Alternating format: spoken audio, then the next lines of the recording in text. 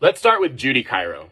Judy Cairo was my fifth grade teacher, and she was one of the most evil, but it took me a second to realize that, and I'll tell you what I mean by that. I'm going to give you several specific instances.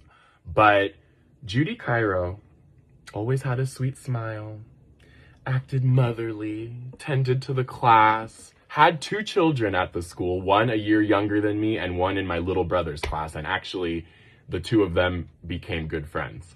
That kind of her hatred towards me began with homophobia. And that's actually a lot of it.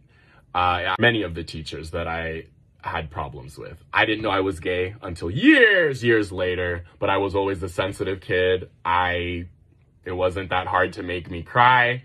And because I was always one of the bigger kids, when somebody would bully me and then I lashed out, I was the one that would get into trouble, right? So again, let me give you some specific instances.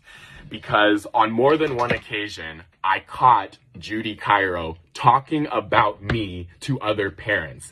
And again, when you're in the fifth grade, it's not the job of a teacher to talk shit about her students and spread rumors about her students to other teachers and parents. And I heard and watched her do this, okay?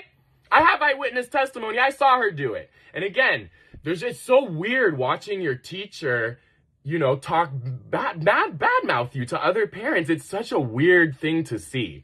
So the first instance that I want to talk about that just really showed how different this woman treated me compared to the other students.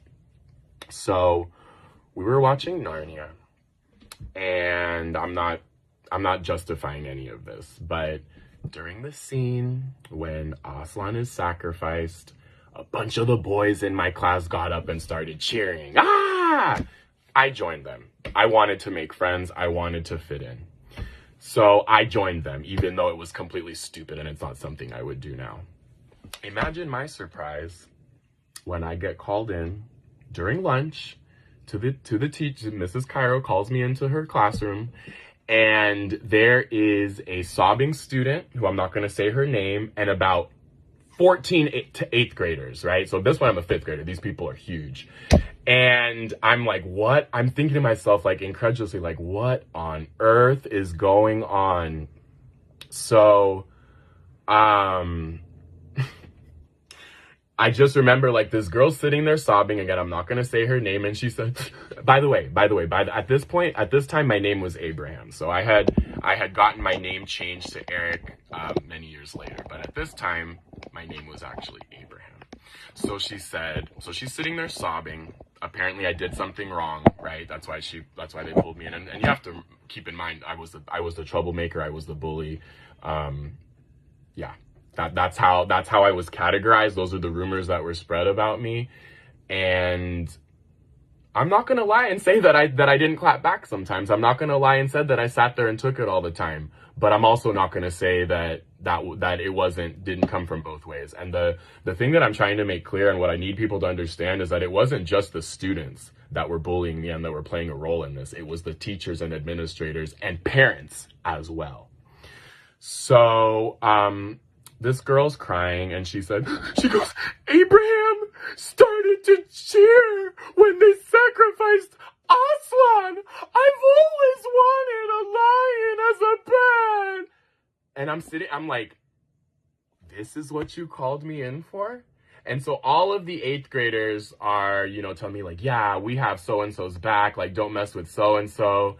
And I think at that point, Mrs. Cairo realized her mistake. And she turned and she goes, so-and-so, like, you have the whole 8th grade class in here ready to beat up Abraham. Like, what's going on? And again, it was the fact that she didn't even bother to check. But let's talk about the tears, okay? Because in the 5th grade, it's a hard time. And the thing is, Mrs. Cairo listened to the other students' tears. But when I cried, like, she's stone-faced. Like, she didn't give a fuck. So, I'll give you another example. Because again, I'm not going to lie. I'm not going to sit here and say that I didn't have a big mouth. So, one time, we were out at lunch, and Anthony Green, who was one of the biggest bullies that I had, he said that my lunch looked like it came out the other end. and I started to cry. It was really stupid. I couldn't finish eating, and I put my food away, and I don't know, I felt really bad that he would call like the lunch that my mom gave me what she said, right?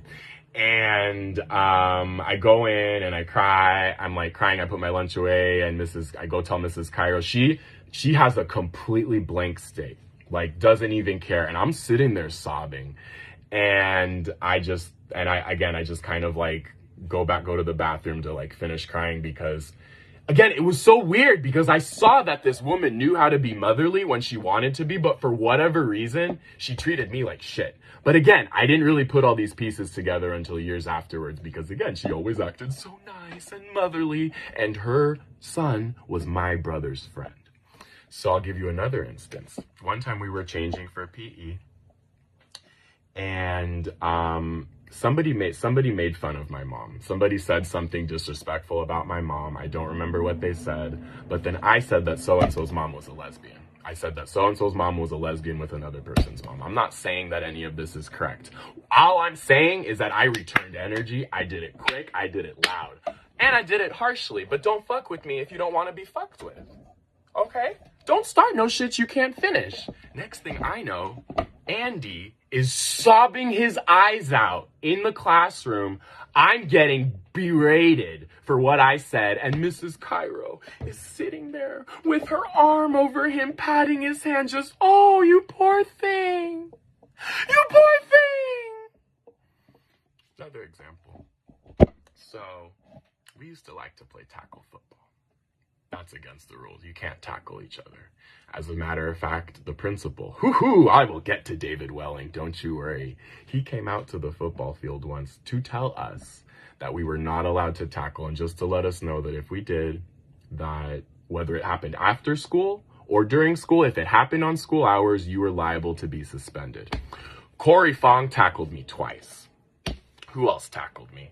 Somebody else tackled me, and nothing could be done about it, or so I was told, because it happened after school. I also want to make something else very clear. I'm not a born snitch, okay? Like, I learned that you have to snitch in these environments, because when there's so many people against you and just like ready to clash on over you, and mind you, none of this has to do with learning. It's all about discipline and rules. You become a snitch, because you have to snitch or else you're going to get snitched on. So, again, 3 times I was tackled, and I was told that nothing could happen about it after school. And I'm going to end with this next story. So, myself, Corey Fong, Stephanie Bonieski, and Janelle Patterson, the 4 of us were outside after school cussing in the field. Dropping the F-bomb like I've already done in this video. Fuck you, fuck you. And the thing is, all 4 of us. I guess I'm loudest. So out of the 4 of us, I'm the only one that was written up. And yes, this happened after school. I'm just getting worked up even thinking about it. But I think in the next video, I'm going to start with the first of the 3 bastards, the triple bastards, David Welling, David Gross, and Blake Anderberg.